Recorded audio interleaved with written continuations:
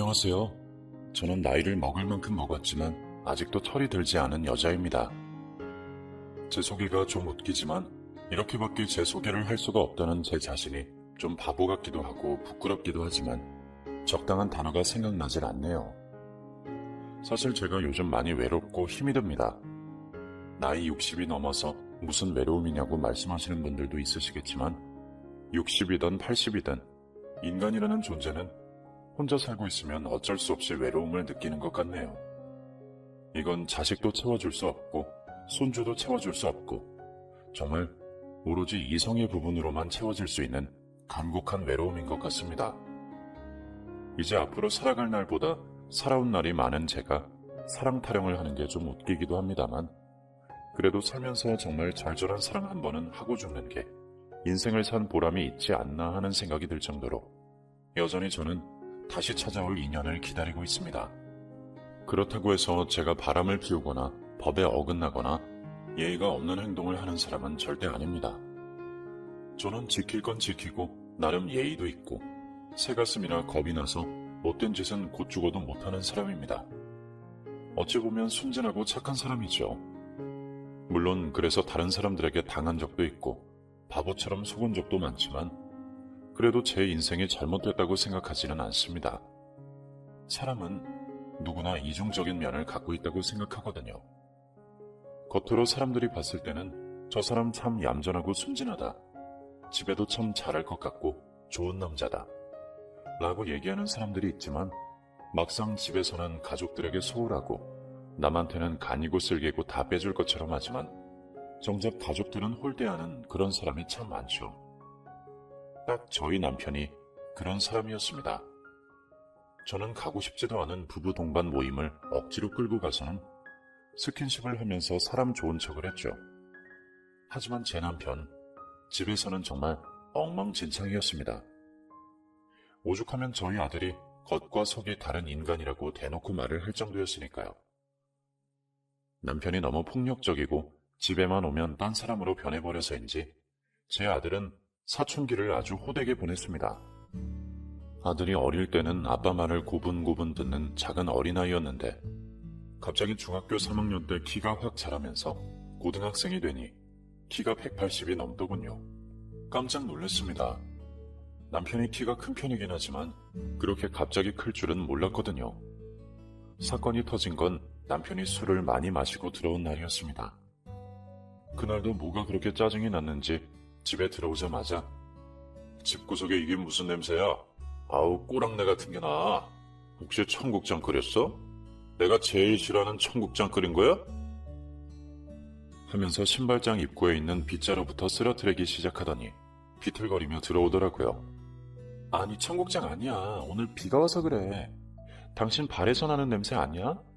아이고 못 살아. 양말이 다 젖었네. 당신 발에서 나는 냄새 맞구만. 무슨 청국장이라는 거야. 하고 말대꾸를 좀 했더니 갑자기 제 귓방망이를 세게 치면서 어디서 남편이 말하는데 말대꾸야? 남편은 하늘이라고 했어 안 했어? 이놈의 여편네가 발이 다 젖을 만큼 고생해서 돈을 벌어오면 고맙습니다 하고 남편 양말을 얼른 벗겨서 손빨래 해줄 생각은 안 하고 뭐? 당신 발냄새가 어쩌고 저쩌? 네가 아직 덜 맞았지? 네가 덜 맞았어. 하면서 제게 손찌검을 하더라고요. 그날 방에 있던 아들도 참다 화가 났는지 갑자기 튀어나와서는 야 이 새끼야. 이럴 거면 집에 왜 기어들어와? 그냥 나가서 죽어. 그냥 나가서 뒤져버려. 하면서 갑자기 남편 멱살을 잡더니 주먹을 세게 날리더라고요. 저는 너무 놀라서 아이고 영민아 왜 이래. 이러지 마 제발. 이러지 마. 엄마 괜찮아. 정말 괜찮으니까 네가 좀 참아. 나는 정말 괜찮아. 괜찮긴 뭐가 괜찮아 엄마. 엄마는 억울하지도 않아? 이런 새끼가 뭐라고 맨날 밥을 차려주고 빌빌 기어. 이런 쓰레기 같은 인간도 아빠라고 남편이라고 집안에서 존중받고 싶어하는 게 웃기지 않아? 밖에서는 좋은 사람인 척 좋은 아빠인 척 하는 거 진짜 역겹고 토 나와. 사람들이 뭐라는 줄 알아? 너네 아빠 좋은 사람인데 너는 왜 그러냐면서 내가 이상한 거래. 아무것도 모르는 사람들은 다 나한테 뭐라고 하고 애비라는 인간이 집구석에 들어오면 이따위로 행동하는데 그게 내가 이상한 거라고 나한테 손가락질하잖아. 엄마는 그런 말 들으면 억울하지도 않아? 하고 소리를 치더라고요. 바닥에 나뒹굴던 남편은 아이고 나 죽네. 아들 새끼가 다 키워놨더니 애비를 쳐. 아이고 나 죽어. 이 나쁜 새끼, 배은망덕한 새끼. 너 같은 놈 살아서 뭐하냐? 부모 은혜도 모르는 놈 돈 들여서 키워 뭐해? 하면서 TV 앞에 있는 두꺼비 모양의 도자기 저금통을 손에 쥐더니 아들한테 집어 던지려고 하더라고요. 여보 제발 그러지 말아요. 제가 사춘기라 그래. 당신이 참아요. 영민아 얼른 잘못했다고 해. 아빠한테 죄송하다고 죽을 죄를 졌다고 하면서 빌어. 그게 엄마를 위한 거야. 제발 영민아. 하면서 남편을 말렸더니 아들은 손을 부들부들 떨면서 그냥 밖으로 나가버리더라고요. 남편은 소리를 치면서 네가 집구석에서 이따위로 아들을 키우니까 애새끼가 저 모양 저 꼴인 거잖아. 대체 애를 어떻게 키운 거야? 돈을 벌어다 주면 애를 잘 키워야지. 지금 저 새끼 저거 애비한테 대드는 것 좀 봐. 저 나쁜 새끼 저거. 너 다시는 집에 오지 마라. 당장 돈 없고 갈 곳도 없는 새끼가 어디 한번 밖에서 덜덜 떨어봐야 지 애비가 고마운지를 알지. 아유 나쁜 새끼. 뭐 저런 새끼가 다 있어? 하면서 남편도 벌벌 떨더라고요. 아무래도 체격도 크고 힘도 센 놈이 갑자기 자기를 때리니까 겁을 먹은 듯 했고 또 맞을까봐 두려웠겠죠. 그런데 참 사람 마음이 이상한 것이 그러면 안 되는 걸 알면서도 남편이 그렇게 한 대 맞고 나니까 제 속이 시원하더라고요. 그리고 자꾸 이상하게 아들을 응원하게 되는 겁니다. 그래도 아들이 한 대 때렸으니 다시는 절 안 때리겠지라는 생각도 들고 제가 맞을 때마다 아들이 집에 있었으면 좋겠고 하는 바보 같은 생각이 들었습니다. 그렇게 저는 점점 아들에게 의지하게 됐고 정말 제 바람대로 남편은 아들이 집에 있을 때면 절대 제게 손찌검을 하지 않았죠. 그런 면에서는 용기를 내준 아들이 참 고마웠습니다. 물론 저를 위해서라기보단 자신의 화를 못 참아서 그런 것도 있겠지만 그래도 남편이 저를 때리지 않으니 그것만으로도 많은 변화가 일어나기 시작했죠. 우선 남편은 집에 오는 날이 현저히 줄어들었습니다. 매일 술을 먹고 취해서 저를 때리던 사람이 어디서 잠을 자는 건지 밖에서 자고 들어오면서도 여전히 술은 많이 마셨습니다. 그리고 아들은 공부를 시작했습니다. 평생 펜자루라고는 손에 대지도 않던 놈이 그날 그 사건 이후로는 엄마 나 돈 좀 줘. 독서실 좀 다니라고 하면서 공부를 하기 시작하더라고요. 물론 최상위권까지는 아니지만 친구들이랑 어울려 놀던 놈이 친구도 싹 끊고 혼자 공부를 하니 그래도 중간까지는 올라오더라고요. 다행히도 고3 때 운이 좋게 수능시험을 좀 잘 봤고 서울의 중하위권 대학에 들어갈 수 있게 됐습니다. 그렇게 아들이 성인이 되면서 저는 지긋지긋한 가정폭력에서 벗어나 남편과 이혼을 할 수 있게 됐습니다. 알고 보니 그 사건 이후 남편에게는 여자가 생겼고 그 여자와 이미 동거까지 하고 있더라고요. 남편은 거진 한 달 만에 집에 들어와서는 이제 영민이도 다 컸으니까 우리도 서류상으로 정리하자. 당신도 내가 이 정도로 집에 안 들어오는 거면 대충은 알 거 아니야. 나 이미 다른 사람이랑 살림도 차렸고 위자료라고 줄 돈은 없으니 소송 이런 건 할 생각도 하지 마. 그냥 깔끔하게 정리하자고. 솔직히 우리가 무슨 정이 있고 무슨 마음이 남아서 소송을 하고 어쩌고 난리 부르스를 추겠어. 그냥 정리해. 하면서 합의 이혼을 하자고 하더라고요. 솔직히 남편 말이 틀린 건 없었습니다. 남편이 바람이 났다고 하지만 속상하거나 서럽거나 억울한 감정은 하나도 느껴지지 않았고 차라리 잘 됐다는 생각이 들더라고요. 제가 이혼하자고 얘기할 자신은 없으니 얼른 이혼이나 하자고 했으면 좋겠다. 차라리 나도 다른 사람 만나서 새 인생이나 시작하게. 모든 게 다 정리됐으면 좋겠다. 라는 생각이 들었죠. 그렇게 저는 결혼 20년 만에 남편과 이혼을 하게 됐습니다. 주변에선 합의 이혼한 저를 보고 아이고 바보야 바보. 그래도 간통죄라도 처먹여야지. 그걸 그렇게 합의해서 봐줘? 아이고 내 속이야. 그렇게 되면 두 년놈한테 못해도 몇천 아니 억 단위의 돈도 받을 수 있다던데 그걸 그렇게 보내면 어떡해. 하여간 물러 터져서는 그런 식으로 하면 돈이고 나발이고 아무것도 못 받아. 당장 전화해서 돈이라도 달라 그래. 자식 키울 돈이라도 받아야 될 거 아니야. 하면서 저를 답답하게 봤죠. 됐어. 자식 키우는데 이미 돈은 다 썼어. 우리 아들 알바도 시작했고 대학 들어가는 돈도 자기가 벌고 있어. 뭐 학생들이 받는 대출 받는다는데 자기 등록금은 자기가 낸다고 나보고 걱정하지 말래. 난 그냥 지금이 좋아. 마음도 편하고 남편 때문에 벌벌 떨 일도 없고. 오히려 남편이랑 바람난 그 여자가 불쌍하지. 잘 알잖아. 그 사람 술 먹으면 바로 눈 돌아가는 거. 분명 그 벌은 못 고칠 거야. 절대 못 고쳐. 그렇고 말고. 하면서 세상 모든 걸 다 잃은 사람처럼 얘기하곤 했습니다. 근데 그렇게 포기를 하고 나니까 정말 마음이 편해지더라고요. 저라고 왜 그 상간녀를 깜빵에 안 집어넣고 싶겠습니까? 근데 그냥 평생 저를 괴롭히던 남편과 이혼하고 그냥 아들이 대학도 나오고 좋은 데 취직해서 돈이나 벌고 결혼이나 하고 손주나 보고 기회가 된다면 저도 연애를 하고 사는 것이 저한테는 훨씬 마음이 편할 것 같더라고요. 지긋지긋한 이혼 과정도 너무 싫었고 꼴보기 싫은 남편 얼굴을 계속 봐야 하는 것도 너무 힘들었고 합의 이혼이 그냥 저에게는 가장 마음 편한 것 같았습니다.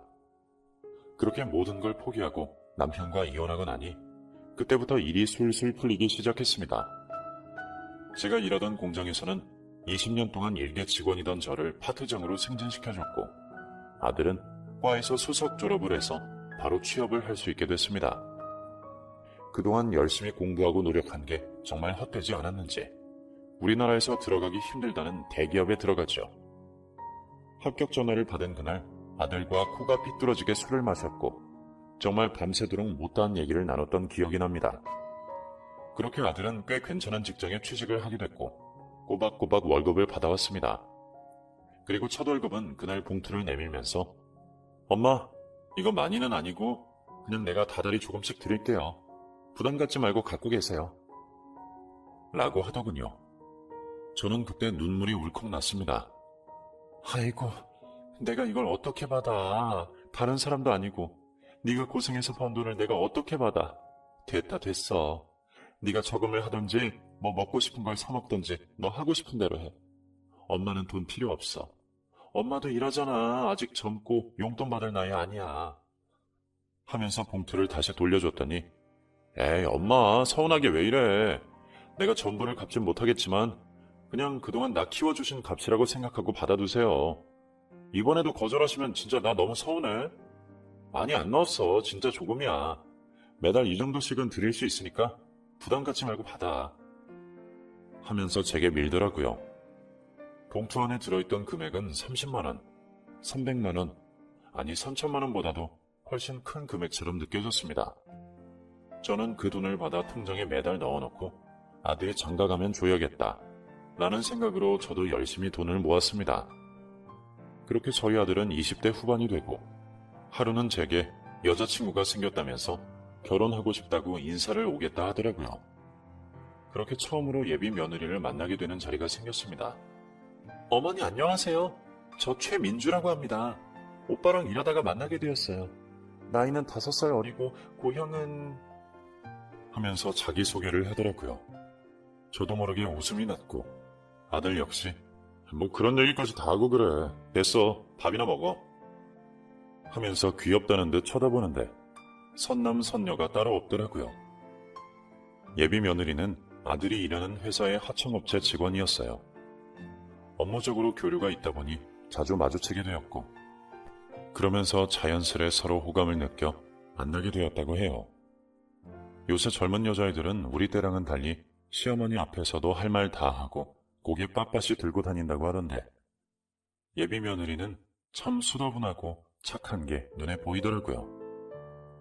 솔직히 대기업 다니는 아들이 조금 아깝긴 했지만 그래도 성격이 좋아 보이니 저는 마음에 쏙 들었습니다. 그렇게 인사를 하고 상견례를 하고 저희는 가족이 됐습니다. 며느리는 참 좋은 아이였고 아들에게도 제게도 참 싹싹하게 잘하는 너무 예쁜 아이였습니다. 제가 딸이 없어서 그런지 요 아이가 딸 같다는 기분이 들어서 자꾸 보고 싶고 같이 있으면 즐겁고 하니 저도 연락을 하고 싶었지만 그래도 요즘 젊은 사람들은 시어머니가 연락하면 괴롭히는 거라고 생각한다는 인터넷의 한 글을 보고 나선 그렇게도 못하겠더라고요. 그렇게 며느리에게 정말 중요한 일이 아니면 연락을 자주 하지 않던 때였습니다. 그렇게 결혼한 지 6개월쯤 지났을까? 며느리에게 느닷없이 전화가 와서 어머니, 오늘 댁에 가서 커피 한잔 해도 돼요? 하고 묻더라고요. 그렇게 급작스런 만남이 성사됐고 저는 혹시나 무슨 고민이 있는 건가 싶은 생각이 들어 좀 걱정이 되더라고요. 그런데 며느리 입에서 나온 말을 듣고 너무 놀랐습니다. 어머니, 혹시 남자친구 사귈 마음 없으세요? 제가 너무 괜찮은 사람을 알고 있는데 어머니랑 너무 잘 어울리실 것 같아서요. 성격도 나이에 맞지 않게 너무 인자하고 사람이 너무 괜찮아요. 거기다가 젊은 사람인데도 뭐랄까 좀 어른스럽다고 해야 하나? 그리고 제일 좋은 건 그 사람이 선호하는 스타일이 완전 연상이라는 거예요. 단순히 한두 살이 아니라 거의 엄마뻘의 여자를 좋아해요. 그러니까 그냥 눈 딱 감고 한번 만나보시는 거 어때요? 그 사람이 결혼을 한 것도 아니고 애가 있는 것도 아니고 걸릴 거 없는데 어머님이 고민하실 필요가 없어요. 하고 제게 갑작스런 만남을 제안하더라고요. 솔직히 처음에는 굉장히 황당하더라고요. 갑자기 이게 웬 뚱딴지 같은 소리인지 동네 친한 언니가 남자친구 소개시켜준다는 말도 낯뜨거운데 그 말을 며느리가 제게 하니 조금 부끄러웠죠. 게다가 제 또래도 아니고 저보다 어린 남자라고 하니 부담이 되기도 해서 아이고 됐다. 내가 나이 먹은 무슨 됐어. 남사스럽다 남사스러워. 하고 거절하고 집으로 돌아왔지만 솔직히 마음속으로는 조금 궁금하긴 하더라고요. 저도 혼자가 된 지 10년이 넘어가고 아직 나이도 젊은데 한 번쯤은 저도 새로운 사랑을 해보고 싶고 좋은 인연이 닿으면 제2의 인생을 시작해보고 싶은 마음도 있었거든요. 그래서 갈팡질팡 하던 때 또다시 며느리에게 연락이 와서 그러지 말고 한번 만나기만 해보라면서 계속 졸라대더라고요. 그래서 하는 수 없이 저도 못 이기는 척 그 사람을 소개받기로 했습니다. 그렇게 2주 정도 시간이 흘렀고 누군가 제게 휴대폰으로 문자를 하나 보냈더라고요. 안녕하세요. 민주씨 소개로 연락드린 한상철이라고 합니다. 라는 문자였습니다. 오랜만에 남자에게 그런 문자를 받으니 좀 설레더라고요. 처음에는 문자를 보내다가 제가 너무 속도도 느리고 서툴다 보니 자연스레 전화통화를 하게 되었어요. 목소리가 남자답게 굉장히 중저음 톤이더라고요. 게다가 또랑또랑 총기가 느껴지는 게 젊은 사람 느낌이 나더라고요. 그때는 저보다 연하니까 그런가 보다 하고 별 대수롭지 않게 생각했죠. 그렇게 전화통화를 하면서 약속 장소를 잡고 처음으로 그 사람을 만나러 나갔습니다. 그런데 아무리 둘러봐도 저를 기다리는 것처럼 보이는 남자가 없더라고요. 그런데 저 멀리서 멀끔한 정장 차림으로 제게 터벅터벅 걸어오는 한 청년 한 명을 마주하게 됐죠. 설마 우리 며느리 민주... 라며 말을 더듬었더니 그 사람이 웃으며 맞아요. 저 민주씨 소개로 나온 사람이에요. 하면서 웃는 남자를 보니 정말 기가 막혔습니다.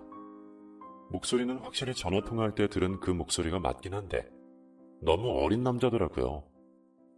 일단 그래도 이렇게 만난 김에 어디 가서 이야기는 해야 될 것 같아서 카페로 갔죠. 제가 낯선 사람이랑 밥 먹는 게 불편하다고 얘기했더니 가볍게 커피나 한잔 하자면서 꽤 유명한 호텔 커피숍으로 저를 초대했고 그곳에서 커피를 마시며 얘기를 나눈 그 사람은 거짓말이 아니라 제 아들뻘쯤 되는 남자더라고요. 다짜고짜 제 손을 잡아 끌고 가서 의자에 앉혀버리니 면전에 대고 뭐라고는 못했지만 너무 놀라서 아무 말도 하지 못한 것도 있었습니다. 그 남자는 웃으면서 실제로 보니 사진보다 훨씬 젊어 보이시는데요. 너무 미인이세요. 하며 제게 말도 안 되는 소리를 하더라고요. 기가 막혔습니다. 저는 첫 만남에 다짜고짜 근데 미안한데 몇 살이에요? 아니 우리 아들뻘 같아서 그래. 이건 아니지. 나는 어리다길래 한두 살 어린 줄 알았는데 이건 아니야. 하고 물었더니 무려 저보다 25살이나 어리더라고요. 심지어 제 아들보다도 어린 남자였습니다.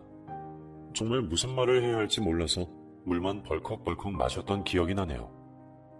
자리에서 바로 일어나려다가 그래도 예의가 있어서 말을 몇 마디 나누고 그렇게 몇 시간 떠들다가 집으로 돌아왔는데 저도 미친 것이 자꾸만 그 사람이 생각나더라고요.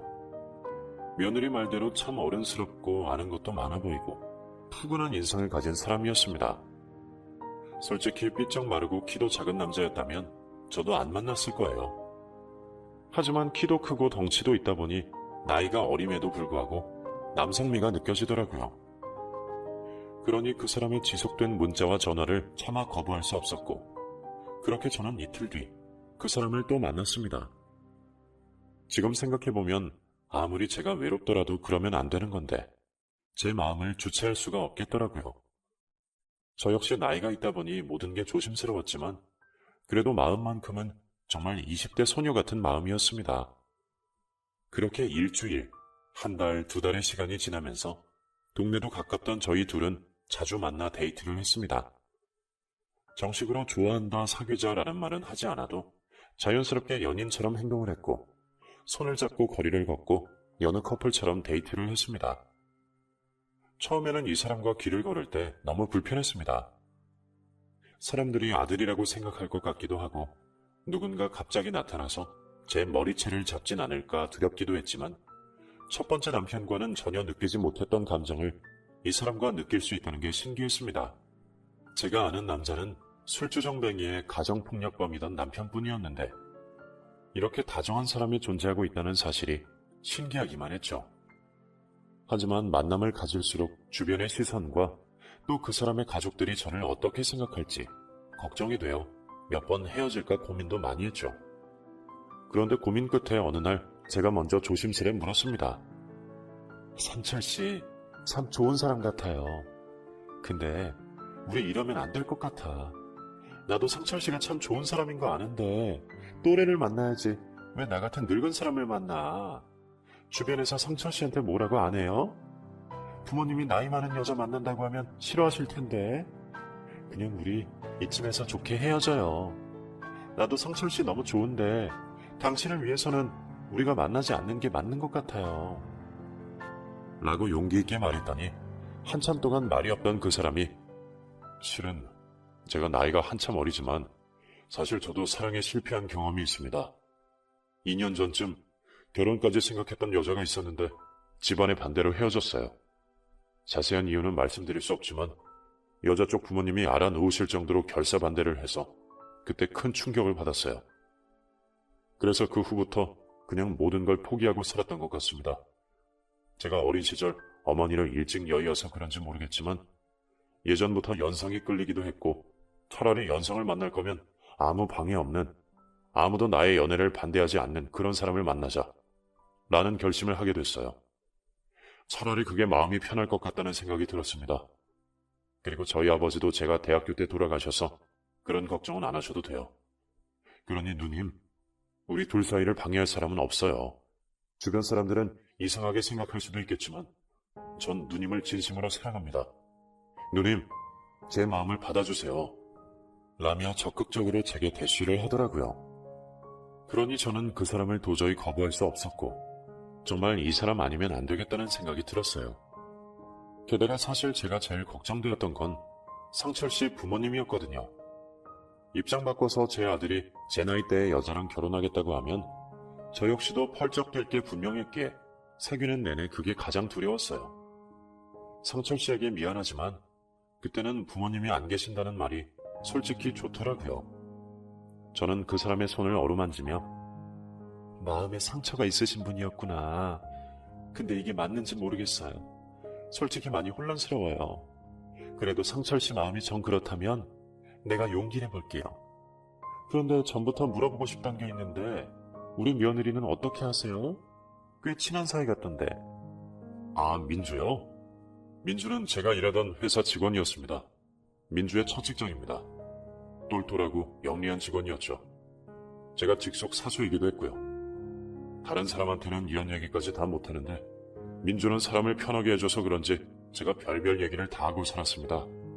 거기다가 일도 잘하고 인기도 꽤 많았습니다. 그래서인지 저희 회사 남정네들이 참 좋아했죠. 그런데 오해는 하지 마세요. 저 민주랑은 정말 아무 사이 아닙니다. 그런 오해하면 저 서운해요. 하면서 웃더라고요.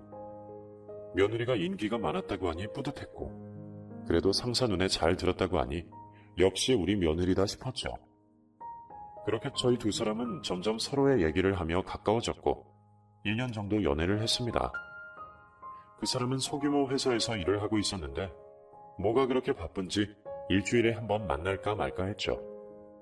맨날 야근이네 주말 근무네 출장이네 하면서 데이트 약속을 미루길래 처음에는 나를 안 좋아하나 라고 생각을 했지만 막상 데이트 날이 되면 누구보다 다정하게 대해줘서 그때는 그저 회사가 굉장히 바쁘구나 라고 생각했어요. 만난 지 6개월이 지났을 때에는 가끔 저희 아들 며느리와 만나서 밥도 먹고 집에 놀러와서 커피도 한잔 마시고 그렇게 제 아들 내외랑도 친하게 지냈죠. 그렇게 저희 식구와는 왕래도 자주 하다 보니 가족 같은 느낌이 강했습니다.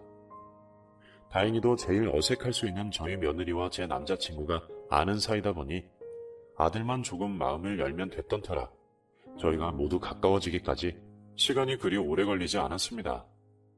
처음엔 아들이 말도 안 된다면서 엄청 반대를 하더니 저와 며느리가 편을 먹고 아들을 설득하니까 결국 못 이기는 척 아들도 만나는 보겠다고 하더라고요. 저희 아들보다 1살 어린 남자였는데 그래도 막상 아들과 만남을 가지니 제 아들은 넉살 좋게 제가 아직은 아버지라고 하긴 좀 그렇지만 저희 아버지가 되실 수도 있는 분이니 말씀 편하게 하십시오. 들어서 아시겠지만 저희 엄마가 정말 고생을 많이 하셔서 남은 여생만이라도 정말 사랑받으며 편하게 사셨으면 하는 바람입니다. 솔직히 누가 봐도 이게 말도 안 되는 관계라는 거 아실 거예요. 하지만 저 다른 거 신경 안 써요. 그저 우리 엄마 행복하게 해준다면 나이가 어린 건 전혀 상관하지 않아요. 그러니 아들로서 부탁드립니다. 저희 엄마 좀 행복하게 해주세요. 하면서 술을 따르더라고요. 그렇게 남자들끼리 할 얘기가 있다며 밖으로 나가서 술 한잔을 더 했고 며느리는 피곤하다며 먼저 집으로 들어가기를 몇 번 반복했습니다. 그래도 다행이라 생각했습니다. 처음 아들 내외에게 제 남자친구를 소개할 때 나이 먹고 결혼을 하겠다고 얘기를 꺼내는 게 참 어려웠는데 며느리가 먼저 나서서 오빠, 내가 말했었지? 나 옛날에 회사에서 일할 때 나 정말 많이 챙겨주셨던 선배님. 내가 어머님께 소개해드렸다고. 근데 너무 잘 어울리지 않아? 나이가 들었다고 해서 사랑을 못하는 게 아니라니까. 어머님 소녀 같은 것 봐. 진짜 여자들 마음은 항상 20대야. 그치 어머니? 하면서 먼저 분위기를 잡아주니 너무 고마웠습니다. 그렇게 저희 두 사람은 가족들끼리만 모여 간소하게 결혼식을 올리기로 했습니다. 사실 가족이랄 것도 없는 것이 저희 아들과 며느리가 전부였고 그 사람 역시 자기의 결혼식에 딱히 부르고 싶은 사람이 없다며 자기 친한 친구를 한 명 부르겠다고 하더라고요. 그렇게 5명이서 간략하게 결혼식을 하고 작은 결혼 반지를 하나 받았습니다. 첫 남편에게 받았던 금반지를 녹여서 다시 반지를 만들었고 귀걸이도 하나 선물로 받아서 결혼식 날 차고 갔던 기억이 나네요. 태어나서 그런 코스 요리도 처음 먹어봤지만 이렇게도 결혼을 할 수 있다는 사실이 신기하기도 했습니다. 그렇게 저희 두 사람은 자식들 앞에서 부부 서약서를 읽었고 정식으로 부부가 될 것을 가족들 앞에서 약속했죠. 그런데 며느리가 밥을 먹으면서 어머님, 신혼여행은 어디로 가세요? 그래도 부부가 되셨는데 여행은 가셔야죠. 라고 말을 하는 겁니다. 그래 엄마, 어디 가까운 데라도 갔다 와. 설마 엄마 아직도 돈 때문에 그러는 거 아니지? 나 진짜 그러면 속상해. 멀리 가는 건 바라지도 않아. 그냥 콧구멍에 바람 넣는다고 생각하고 가볍게라도 다녀와. 신혼여행을 다녀와야 진짜 부부가 되는 거야. 하며 맞장구를 치더라고요. 근데 그 말을 듣던 며느리가 농담인지 진담인지 모르겠지만 선을 넘는 장난을 치더라고요. 근데 신혼여행 다녀오시면 당신 동생 생기는 거 아니야? 허니문 베이비 이런 거. 우리도 아직 애가 없는데 저보다 어머님이 먼저 배부르시면 저 서운해요. 어머니, 아무리 그래도 애는 제가 먼저 낳을 겁니다. 푸하하. 하면서 혼자 웃더라고요. 솔직히 말해서 제가 나이를 먹었지만 이 사람과 잠자리를 갖지 않은 건 아닙니다. 나이를 먹어도 할 거 다 하고 볼장 다 보고 결혼하는 건데 그런 장난이 정말 불쾌하더라고요. 심지어 제가 체력이 부족해서 이 사람을 따라가지 못할 정도였는데 왠지 며느리가 저를 놀리는 것 같아 기분이 나빴습니다. 하지만 며느리가 아니면 제 평생 만날 수도 없는 남자고, 며느리가 소개해준 남자니 저는 그냥 씁쓸하게 웃고 말았고, 아들도 옆구리를 툭툭 치면서 야, 너는 뭐 이런 자리에서 그런 말을 해. 조용히 해. 웃기지도 않은데 혼자 웃고 있어. 하면서 눈치를 줬지만 계속 혼자 웃더라고요. 기분이 나빴지만 그냥 좋은 날이라 헛기침을 하며 넘어갔죠. 사실 저희 부부가 신혼여행을 아예 가지 않기로 한 건 아닙니다. 아들은 멀리 다녀오라고 했지만 결혼식을 마치고 아들 친구가 운영하는 숲속의 작은 펜션에서 이틀 정도 쉬기로 한 게 전부였죠. 나이 먹고 체력도 안 되고 저도 일을 나가야 하니 현실적으로 신혼여행이 힘들기도 했고 여기저기 결혼 사실을 알리기도 좀 그래서 그냥 조용하게 치르기로 한 건데 시끌벅적하게 신혼여행을 가는 것도 좀 웃기다고 생각했거든요. 그렇게 결혼식을 마치고 저희 부부는 양평의 작은 펜션으로 떠났고 아들 내외도 집으로 가겠다며 서로 인사를 하고 헤어졌습니다. 저는 운전을 하는 남편의 팔짱을 끼고 우리가 이제 진짜 부부가 됐네. 참 믿기지가 않는다. 나한테도 이런 날이 오게 될 거라는 생각은 정말 못했어. 내 주제에 아들 같은 연하남과의 결혼 생활이라니 진짜 꿈 같다. 내가 이렇게 행복해도 되는 걸까? 당신도 나랑 같은 마음인 거지? 하고 애교를 부렸죠. 나도 그렇지. 근데 말이야, 아까 당신 좀 기분 나빠 보이더라. 며느리가 그런 말장난한 거 그냥 다 잊어. 그냥 농담한 건데 그렇게 앞에서 티를 내면 쓰나? 어른이 어른다워야지. 옥해도 참고 웃으면서 넘길 줄 아는 것도 어른의 미덕이야. 라며 며느리 편을 드는 겁니다. 솔직히 좀 서운했지만 기분을 망치고 싶지 않아서 알겠다고 대답했고 막상 펜션에 도착하니 몸도 마음도 노곤해져서 잠이 오더군요. 그렇게 남편과 끌어안고 단잠을 청하고 있는데 갑자기 밖에서 쾅쾅 문을 두들기는 소리가 났습니다. 열어! 열으라고 이 미친 새끼야! 하면서 욕을 하더라고요. 저는 자다가 깜짝 놀라서 여보 뭐야? 일어나봐. 일어나 얼른. 하면서 남편을 깨웠고 남편은 술에 취해서는 계속 저를 끌어안으면서 애기처럼 이불 속으로 파고들었죠. 저도 무서워서 이불 속으로 들어갔고 저희가 안에서 대답이 없자 밖에서는 몇 번 욕을 하면서 문을 발로 차다가 갑자기 나무로 된 문이 빠지직하고 박살이 났습니다. 엄마! 우리 엄마 어딨어?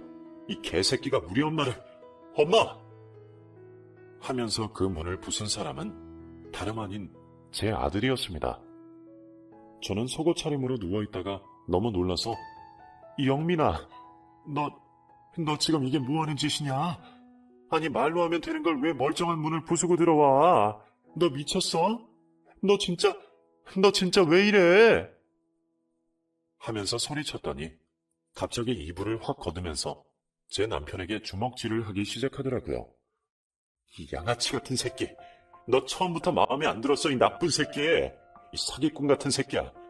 너랑 전현이랑 한패지? 이 거지 같은 것들, 버러지 같은 것들. 너네 내가 콩밥 먹일 거야. 이 개만도 못한 것들아. 니들이 그러고도 사람이야? 니들이 그러고도 인간이냐고? 하면서 진짜 개패듯이 제 남편을 패기 시작했습니다. 남편은 단 한 번의 저항도 없이 계속 제 아들이 때리는 대로 맞고 있고 20분쯤 지났을까? 허겁지겁 저희 펜션으로 들어온 며느리가 왜 이래 진짜 오해라고 했잖아. 그런 거 아니라고. 하면서 제 아들을 말리더라고요. 아들의 말을 듣지도 않았고 아들이 제게 아무 말도 하지 않았지만 며느리의 단 한마디로 저는 이 상황이 어떤 상황인지 짐작할 수 있었습니다. 하지만 저도 나름의 확신이 있었습니다. 연애 때부터 제 남편의 휴대폰을 매번 확인하고 며느리와는 정말 아무 사이도 아니라고 그저 회사 후배일 뿐이라는 걸 몇 번이나 확인했었고 저 역시 그 말을 확고하게 믿었는데 제 아들이 저렇게까지 눈이 뒤집어져서 남편을 개패듯 패는 걸 보면 제가 단단히 콩깍지가 쓰여 있었구나 하는 생각이 들더라고요. 저는 주섬주섬 옷을 입고 아들을 말렸습니다. 그만해 영민아. 엄마 괜찮아. 이러다가 너 사람 죽인다. 진짜 제발 그만해. 엄마가 알아서 할게. 제발 그만해. 하면서 아들을 말렸지만 저는 이내 내쳐졌고 바닥에 나뒹굴었습니다. 순식간에 펜션은 난장판이 됐습니다. 아들은 바닥에 대굴대굴 구르는 저를 보더니 정신이 들었는지 엄마, 이 두 년 놈이 어떤 인간들인지 알아? 우리를 감쪽같이 속이고 지들끼리 사랑놀이 하던 놈들이야. 저 새끼가 전현이랑 아무 사이 아니라고 하지? 그거 다 거짓말이야, 엄마. 내가 다 증거 찾았어. 전현 핸드폰에 하면서 손을 벌벌 떨며 휴대폰을 내미는데 두 사람이 침대 위에서 찍은 동영상이 하나 있더라고요. 정말 끔찍한 장면이었습니다. 제 두 눈으로도 직접 보고도 믿을 수 없는 장면이었죠. 너무나 적나라했고 누가 봐도 연인 사이 같은 모습이었습니다. 심지어 3개월도 채 되지 않은 최신 동영상이었죠. 저는 온몸을 부들부들 떨다가 바닥에 주저앉았고 아들은 펑펑 울면서 엄마, 전현이 나도 속이고 엄마도 속인 거야. 우리가 대체 뭘 그렇게 잘못했다고. 우리가 가진 게 뭐가 있다고. 지들이 편하게 바람 좀 피겠다고 우리 두 사람을 이용한 거야. 엄마, 저것들 용서하지 마. 우리가 어떻게든 깜빵에 집어넣자. 나도 저 영상 발견하고 진짜 손이 떨려서 여기까지 어떻게 운전하고 왔는지 모르겠어. 나 지금 바로 경찰서 갈 거야. 저것들 다 콩밥 먹일 거야. 하면서 저를 데리고 나왔습니다. 저는 아들 차를 타고 오는 동안 아무 말도 하지 못했습니다. 솔직히 처음엔 제 남편, 아니 그 사람을 의심하기도 했지만 시간이 흐를수록 제게 하는 말과 행동을 보고 전 정말 진심이라고 느꼈습니다. 오랜만에 찾아온 사랑에 가슴이 설레기도 했고 바보처럼 차라리 모든 게 거짓말이었으면 좋겠다는 생각이 들었습니다. 하지만 제 아들은 이 모든 걸 참을 수 없다면서 저 대신 법원을 뛰어다니며 며느리와 이혼을 진행했고 모든 증거를 수집해서 소송을 시작했습니다. 소송 기간만 거의 1년이 걸렸던 것 같습니다. 워낙 증거도 철저하게 삭제하다 보니 주변 사람들을 일일이 만나서 두 사람의 열애 사실을 확인하는 데까지도 시간이 오래 걸리기도 했고 자백을 받아내기까지도 정말 시간이 오래 걸렸거든요. 저는 아들이 바쁘게 움직이는 동안 방 안에 틀어박혀서 바보처럼 울기만 했습니다. 참 한심하죠. 아들은 어떻게든 저것들 콩밥을 먹이겠다고 뛰어다니는데 애미라는 년은 방구석에 처박혀 사랑 타령이나 하고 있으니 참 지금도 그때를 생각하면 아들 앞에서 고개를 들 수가 없습니다. 하지만 아들의 피나는 노력 덕에 이혼도 잘 이루어졌고 소송까지 해서 위자료까지 받아내고 며느리와 제 남편, 아니 나쁜 그 인간은 벌금의 집행유예를 선고받았습니다. 한 집안을 쑥대밭으로 만들었는데 고작 벌금의 집행유예라니. 아들이 재판이 끝나고 나서 억울하다면서 펑펑 울었던 게 기억이 나네요. 나중에 들은 이야기인데 며느리 집안에서 제 남편과의 결혼을 반대했다고 하더라고요. 그 이유가 둘이 성이 같은 동성동본인데다 따지고 보면 거의 먼 친척 관계라서 절대 이루어질 수 없는 관계였죠. 그래서 하는 수 없이 며느리는 조건 괜찮은 제 아들과 결혼하기로 마음먹었고 그럼에도 불구하고 제 남편과의 관계를 정리하지 못했었죠. 신혼생활 내내 철저하게 바람의 증거를 숨겼지만 꼬리가 길면 잡히기 마련이잖아요. 언제 한번 제 아들에게 누가 봐도 오해할 만한 상황이 연출돼서 나이 많은 여자 좋아한다고 되도 않는 거짓말을 한 거였죠. 그래서 저한테 소개시켜준 이유도 그 상황을 벗어나기 위해서 임시 방편으로 말한 건데 실제로 우리 둘이 만날 줄은 몰랐다고 해요. 제 남편은 자기를 버리고 다른 남자랑 결혼한 며느리에게 한편으로는 복수를 하고 싶고 또 다른 한편으로는 그렇게라도 해서 같이 있고 싶어서 저를 중간에 두고 이용을 한 거였어요. 그러고 보니 결혼하기 전부터 이상하긴 했어요. 제가 데이트하고 들어오면 집요할 정도로 며느리가 어디 갔는지 뭘 먹었는지 무슨 이야기를 했는지 묻더라고요. 그때는 그저 시어머니가 연애하는 게 신기하고 궁금해서 물어보는구나 라고 생각했는데 지금 돌이켜보면 자기 남자랑 만나고 온 제가 질투나서 저를 추궁한 거였죠. 저도 머리로는 그 두 사람에게 이용당하고 농락당했다는 걸 알지만 가슴은 전혀 그렇지 못한 것 같아요. 솔직히 아들 때문에 눈치 보여서 남편이랑 그 일 이후 연락은 한 적 없지만 가끔 혼자 잠자리에 들면 생각이 납니다. 저도 제가 한심한 거 알지만 그래도 그리운 건 어쩔 수 없네요. 다행히 제 아들은 젊어서 그런지 이혼의 아픔에서 금방 벗어나더라고요. 처음에는 크게 충격을 받았는지 소주 없이는 하루도 못 사는 것 같더니 지금은 훌훌 털고 다시 좋은 사람 만나서 이번 코로나 끝나면 재혼할 계획인가 봐요. 물론 며느리 될 아이도 제 아들의 이런 속사정을 다 알고 있고요. 반면 저는 그 뒤로 아직까지 혼자이고요. 솔직히 아들이 결혼하면 또다시 나가서 독립할 건데 그러면 저는 예전처럼 홀로 이 집에 남겨진다는 사실이 두렵기만 하네요. 그렇다고 해서 제가 다시 남자를 만나고 새로운 연애를 시작하는 건 그 사건 때문에 너무 두렵고요. 그냥 평생 이대로 저 혼자 살아야 하는 걸 알지만 그게 마음처럼 쉽지가 않네요. 아들한테 미안하기도 하고요. 제가 이런 생각을 가지면 안 되는데 다시 힘을 내야 하는데 그것조차 버겁습니다. 아들을 위해서라도 제가 다시 정상적인 사고로 지난 추억을 그리워하지 않고 제 인생을 제대로 살아갈 수 있도록 제게 쓴소리라도 한마디씩 해주시면 감사하겠습니다. 그럼 저도 그 말을 새겨듣고 열심히 살아보겠습니다. 긴 사연 들어주셔서 감사합니다.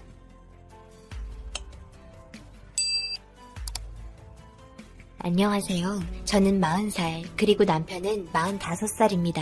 남편과 결혼한 지는 10년이 넘었습니다. 그리고 그 10년 동안 저는 아무것도 모른 채 남편의 수발과 동시에 일까지 하면서 정말 힘든 나날을 보내며 10년 일한 시간 동안 모든 걸 남편에게 쏟았습니다.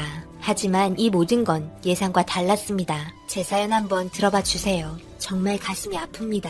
10년 전 저희는 소개팅으로 만나게 된 연인 사이였고 정말 서로 마음이 너무 잘 맞아 빠르게 사랑에 빠졌습니다. 많은 분들께서 잘 아시는 것처럼 연애 초반에 불타오르면 금방 식는다고 하시잖아요. 저희는 불타오를 새도 없이 연애 1년 만에 결혼을 하였습니다. 정말 모든 게 좋았습니다.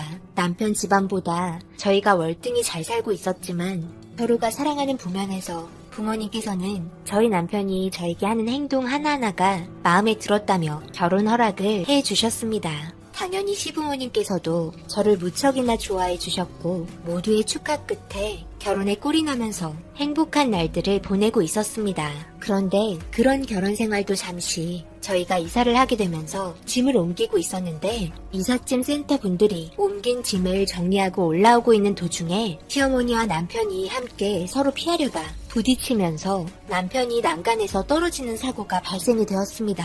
정말 너무 순식간에 벌어진 일이라 손을 쓸 수도 없었고 급하게 구급대가 와서 병원에 실려갔지만 믿을 수 없는 충격적인 사실에 정신적으로 정말 너무 힘들었습니다. 떨어짐과 동시에 신경 손상으로 인해서 전신마비가 오게 되었습니다. 결혼한 지 1년 만에 벌어진 충격적인 상황이었죠. 손가락 하나 까딱할 수 없는 남편의 모든 걸 감당해야 했던 저는 사는 게 정말 힘들었습니다.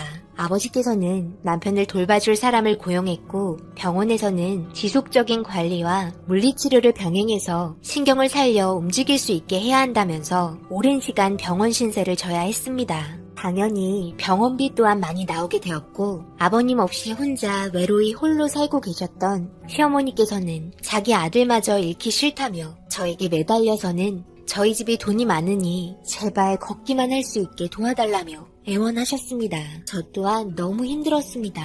그렇게 저도 회사 생활을 하면서 매일같이 병원에 찾아가 온몸을 주무르며 제발 돌아와 달라고 밤마다 기도했습니다. 그렇게 5년이라는 시간이 흐르면서 변화된 거라곤 손가락 하나 움직일 수 있는 정도였습니다. 그래도 저에겐 희망이 생겼고 제 몸이 힘들고 돈이 많이 들어도 다시 정상으로 돌아올 수 있다면 뭐든 할 수 있었습니다. 당연히 이 상황에서 계속해서 돈이 나가게 되는 부모님께서도 고민이 참 많으셨습니다. 자기 딸이 움직일 수 없는 남편과 평생을 함께 살아야 할지 모른다는 생각 때문인지 어떻게 해야 할지 막막해 하셨습니다. 몸이 불편한 시어머니께서도 남편이 일을 할 수 없기 때문에 제가 벌은 돈으로 생활비를 마련해 드려야 했고 정신적으로 많이 힘들어 하시는 것 같아 넉넉히 매달 250 정도는 드렸습니다. 당연히 혼자 살고 계시는데 이 정도면 충분한 금액이라고 생각했습니다. 처음에는 정말 고맙다면서 너무 많이 주는 거 아니냐며 모든 걸 감사하게 생각하셨습니다. 이번 달 20일이죠? 다음 달 20일까지 쓰실 생활비예요. 저도 요즘에 많이 힘들지만 그래도 어머님께서도 많이 힘드실 테니 지인분들과 여행도 좀 다녀오시고 맛있는 것도 많이 사드시고 그러세요. 더 많이 드리지 못해 죄송해요. 그래, 고맙다. 우리 아들이 저렇게만 되지 않았더라면 너도 이런 고생하지 않았을 텐데 미안하구나. 그런데 말이야, 혹시 50만 원만 더 올려줄 수 있니? 요즘에 시애미 친구들이 해외여행을 많이 다니는데 금전적으로 내가 많이 밀리더구나. 다른 친구들은 사고 싶은 거 다 사고 하는데 나는 우리 아들이 저렇게 되고 나니 사고 싶은 것도 살 수 없어서 정말 너무 힘들었다. 다음 달에 해외여행 간다는데 한 50 정도만 올려주면 나도 기 좀 펴고 살 수 있을 것 같은데 힘들겠지? 내가 너한테 이런 말까지 하고 미안하다. 내가 입방정을 떨었구나. 우리 아들만 저렇게 되지 않았다면 이런 말 안 해도 되는데. 그리곤 펑펑 눈물을 흘리시며 땅을 치시는데 제가 땅을 치고 울고 싶었습니다. 모든 상황이 정상적인 상황이 아니었습니다. 당연히 이 말이 부모님 귀에 들어갔고 무슨 그런 집안이 있냐며 모든 돈을 당장 다 끊어버리라고 했지만 저는 그렇게 할 수 없었습니다. 거기에 더해 남편을 보살펴주던 아줌마 두 분께서도 이제는 힘들다며 다른 사람 찾아보라며 하는 일에 비해 월급이 너무 적다면서 그만두려고 하시길래 월급도 더 올려드렸습니다. 점점 더 많은 요구를 바라는 아줌마들이야 아무래도 전신마비인 남편을 상대로 일을 하기 때문에 굳은 일 모두 감수해야 했죠. 당연히 저도 퇴근함과 동시에 아줌마들 퇴근하시고 저 혼자 남편 수발 들며 하루의 시간을 보냅니다. 이런 상황에 있어 정말 하루하루 지치게 되면서 눈물로 밤을 지새운 적도 한두 번이 아니었습니다. 저희 집 비밀번호를 알고 계신 시어머니께서도 제가 출근했을 때 집에 오셔서 남편 보살펴주며 같이 시간을 보내주기도 합니다. 모두 다 열심히 하는 거 알기 때문에 제가 보답을 해드릴 수 있는 게 돈밖에 없는 것 같아 하시는 일에 비례해 보상을 해드리려 노력을 많이 했습니다. 그래도 자주 아줌마들이 바뀌었지만 시어머니께서 소개해주신 분들은 몇 년 동안 함께 생활을 했기 때문에 더더욱 잡고 싶었습니다. 그렇게 10년이라는 시간이 흘렀습니다. 다행히 남편 또한 정말 좋아진 건 아니지만 손가락, 발가락, 그리고 약간씩 고개를 돌리는 정도까지는 가능하게 되었습니다. 아직 입은 움직일 수 없었지만 손과 발이 조금씩이라도 움직이는 거에 감사하게 생각했습니다. 그리고 이 모든 걸 부모님께서도 지켜보고 계셨기에 그간 노력이 헛되지 않았다며 금전적인 부분도 많이 도와주셨습니다. 그렇게 하루하루 달라지고 있는 몸 상태를 보았고 매일같이 밤에 감사하다며 기도했습니다. 그리고 아침에 출근 준비하면서 일하시는 아줌마들 기다리고 있는데 남편 방에서 쿵 하는 소리가 들렸고 그 소리에 너무 놀라 문을 열고 들어가 보니 물통이 떨어져 있었습니다. 저는 침대 밑으로 들어간 물통을 꺼냈고 비스듬히 있어서 떨어졌나 보다 생각하며 일어났는데 고개를 움직여 저를 쳐다보고 있는 남편과 눈이 마주쳤습니다. 너무 놀라 남편의 손을 잡았고 남편은 눈물을 흘리고 있었습니다. 점점 몸이 좋아지고 있는 남편의 모습에 정말 놀랐습니다. 팔과 다리도 아주 천천히 움직일 수 있는 정도였고 그동안 혼자서도 움직이려고 노력을 하려고 했다는 의지가 보였습니다. 하지만 눈물을 흘리는 눈빛에는 슬픔이 보였고 저에게 무슨 말을 하려고 하는 게 보였습니다. 눈 하나 깜빡할 수 없을 정도였는데 힘들게 떨리는 손을 들어 무슨 말을 하려고 하는 것 같아 메모장에 낱말들을 모두 작성해 남편이 무슨 말을 하려고 하는지 가리키는 글자를 모두 적었습니다. 메모장에 적은 글 보곤 저는 너무 놀랐고 그동안 참고 있었던 남편이 너무 불쌍했습니다. 이 모든 건 시어머니와 아줌마들이 계획하고 꾸민 상황들이었습니다. 남편이 적은 한마디는 바로 엄마와 아줌마 모두 한패야 살려줘 였습니다. 메모장으로 받아 적은 한마디에 남편 손을 잡고 하염없이 울었습니다. 저는 모든 사실을 밝히고 싶어 조금만 참으라며 눈물을 흘리는 남편의 얼굴을 쓰다듬으며 손을 잡고 눈물을 흘렸습니다. 그리고 곧이어 일하는 아줌마들이 들어오는 소리가 들렸고 때마침 시어머니께서도 같이 들어오셨습니다. 저는 눈물을 훔치며 남편 방에서 나와 오늘 하루 고생해달라며 인사하고 나오려고 하는데 잠시 저희랑 이야기 좀 했으면 좋겠어요. 긴히 할 말이 있는데 여기 좀 앉아보세요. 네? 무슨 일 때문에 그러시는 거죠? 지금 늦어서 빨리 나가봐야 하는데 용건만 간단히 이야기해주세요. 저희 아무래도 도저히 일 못하겠어요. 이제 진짜 그만해야 할 것 같아요. 너무 힘들어요. 뒤처리까지 해야 하는 게 얼마나 힘든지 잘 아시잖아요. 언제 정상으로 돌아올지도 모르는데 의미 없이 계속해서 하루 종일 고생만 하고 있는 것 같아 도저히 안 되겠어요. 이번 달까지만 하고 그만둘 테니까 다른 사람들 찾아봐요. 제가 두 분 월급 올려드린 지 얼마 안 됐잖아요. 돈이 좀 모자라셔서 그러신 거면 돈을 좀 더 올려드릴게요. 제가 지금 하고 있는 프로젝트가 정말 중요한 거라 이번에 꼭 잘 마무리해야 하거든요. 얼마 정도 원하시는 거예요? 말해보세요.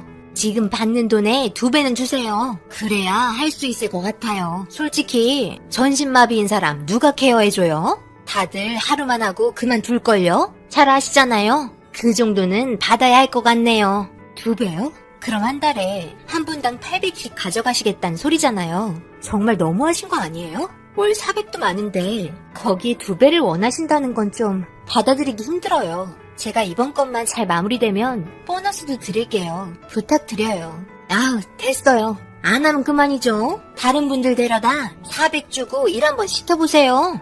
이건 돈 문제가 아니라고요. 그리고 나가시려고 하시는 거 일단 알았다고 하고 붙잡았습니다. 그렇게 이야기를 마치고 다시 나가려고 하는데 시어머니께서 저를 부릅니다. 예, 이번에 다른 친구들 유럽 간다는데 죄다 명품 맞춰 입고 나올 거라는데 나도 새로 옷 좀 사야 할 것 같은데 생활비 좀 올려줄 수 없겠니? 요즘에 물가가 올라서 그런지 한 달에 쓰는 비용이 너무 적은 것 같구나. 월 500 정도로만 맞춰주면 충분할 것 같은데 괜찮겠지? 우라들이 일어나면 모두 갚아줄 테니까 부탁 좀 하마. 그래도 시엠이 채면은 세워줘야 하지 않겠니? 마침 오늘 20일이니까 이따가 통장으로 부탁 좀 하마. 정말 너무 황당하고 어이가 없었습니다. 당연하다는 듯이 돈을 올리고 요구한다는 시어머니와 아줌마 두 분의 행동에 할 말을 잃고 말았습니다. 일단 알았다고 하고 그렇게 저는 출근을 했습니다. 그리고 잠깐씩 시간이 날 때마다 CCTV 업체에 전화를 했고 모든 일들이 하루에 끝날 수 있게 돈을 더 주겠다는 말과 함께 저녁에 작업을 하기로 계획을 잡았습니다.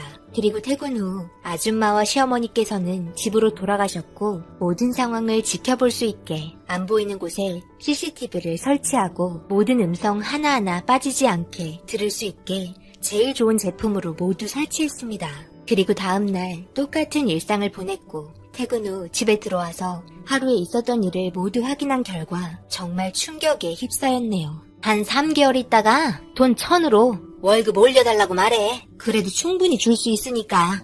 연봉 몇 억 되는데 그거 못 주냐? 나도 몇 달 있다가 한 800 정도로 올려야겠다. 그래야 돈 좀 편히 쓰면서 살지. 솔직히 월 500은 너무 적다. 내가 너희들 데려왔는데 나보다 많이 가져가면 되겠냐? 뭐 어차피 나한테 100만 원씩 주기로 했으니까 크게 상관은 없는데 완전 돈 거저 먹으니까 이 정도도 감사하게 생각해야지. 너희들도 그러니까 우리 아들 잘 좀 보살펴줘. 맨날 볼일 본 것만 해결해주지 말고 받은 만큼 잘 좀 하란 말이야. 땀도 좀 흘려야 진짜 열심히 하는 것 같지. 안 그래? 어이구 이봐요 양여사. 그래도 너보다 낫지. 너는 여기 들어와서 뭐 하는데? 하루 종일 잠만 자고 인터넷 쇼핑만 하잖아. 이사할 때부터 모든 걸 계획해놓고선. 그래도 당신 아들인데 정말 대단해. 돈이 좋긴 좋은가 봐. 어떻게 일부러 사고를 낼 수가 있어? 나라면 절대 못할 텐데. 며느리 하나는 정말 잘 잡았네. 그 덕분에 인생 폈잖아.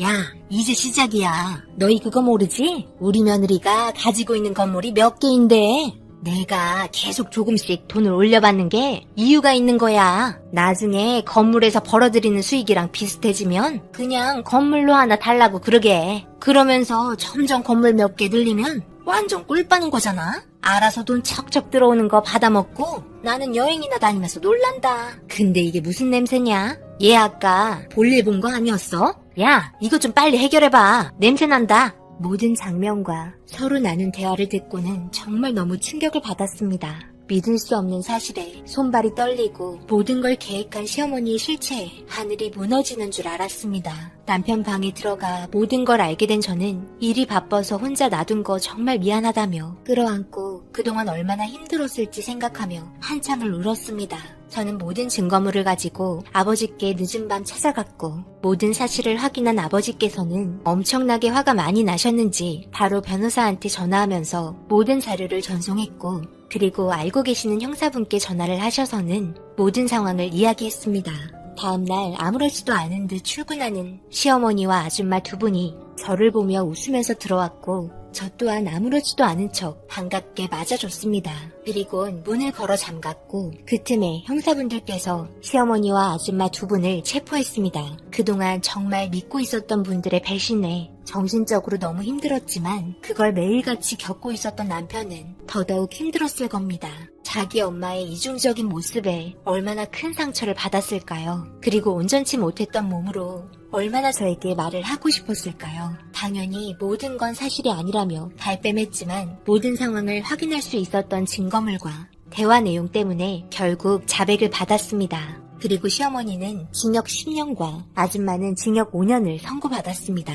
당연히 너무 적은 처벌이었지만 법으로 해결할 수 있는 선은 이게 최선이었습니다. 아직까지도 말을 하지 못하고 있는 남편은 그래도 몸은 움직일 수 있을 정도까지 좋아졌습니다. 10년이 넘는 기간 동안 정말 얼마나 노력을 많이 하고 있는지 저도 알고 있고 저 또한 많은 노력을 하고 있습니다. 그리고 점점 좋아지고 있는 남편의 모습을 보면서 언젠가는 함께 손을 잡고 걸으며 함께 할 수 있는 시간 또한 분명 올 거라 생각합니다. 금방 불타오르는 사랑은 금방 식는다고 하였지만 저희는 지금까지도 사랑이 불타오르고 있습니다. 저희 부부에게 응원의 댓글 부탁드려도 될까요? 남편과 함께 힘낼 수 있게 지금을 헤쳐나갈 수 있게 힘이 되는 말 부탁합니다.